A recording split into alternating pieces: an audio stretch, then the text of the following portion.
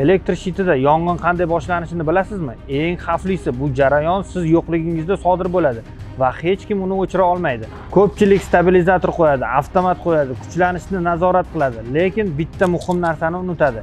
Elektr shit ichida qizish bo'lsa avtomat o'chmaydi, stabilizator ham yordam bermaydi. Oddiy misol, kontak bo'shashadi, u joy qiziy boshlaydi, izolyatsiya eriydi, uchqun chiqadi va natijada yong'in boshlanadi. Eng yomoni bu jarayon juda tez bo'ladi. Ba'zida 1-2 daqiqa yetarli. Elektr shit bu butun uyning yuragi.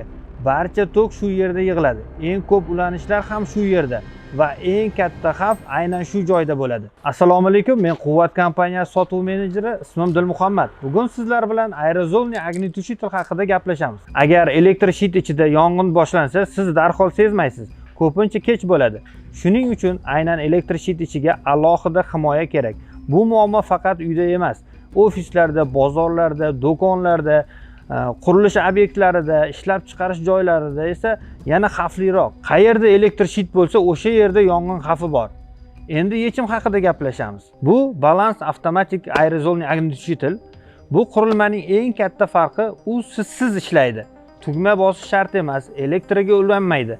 Hech qanday odam aralashuvi kerak emas. U tutunni emas, haroratni kuzatadi. Agar shit ichida harorat 170 dan 200 darajagacha yetadigan bo'lsa, qurilma avtomatik ishga tushadi va shu zahoti maxsus aerozol ishlab chiqarib, olovni o'chiradi. Bu oddiy suv yoki ko'pik emas. Bu maxsus aralashma bo'lib, olovni kislorodsiz qoldiradi va darhol o'chiradi.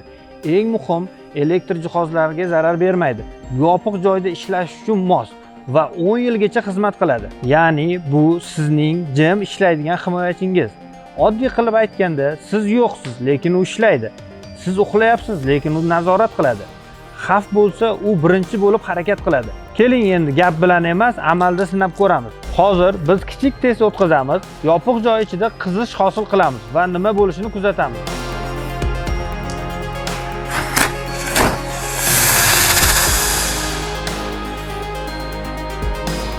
Ko'rib turganingizdek harorat oshadi, vaziyat xavfli darajaga yetadi va qurilma ko'rib turganingizdek ishga tushadi. Ko'rdingizmi? Hech kim aralashmadi, hech kim o'chirmadi. U o'zi o'chirdi. Mana shuning uchun bu qurilma aynan elektr shitlar uchun juda muhim. Elektr shitdagi yong'in eng xavflisi, chunki bu ko'rinmay boshlanadi va aynan shunday qurilmalar sizni katta zarar va xavfdan saqlab qoladi. Ushbu qurilmani ulgurji narxlarda omborimizdan xarid qilish uchun quyidagi raqamlarga murojaat qiling.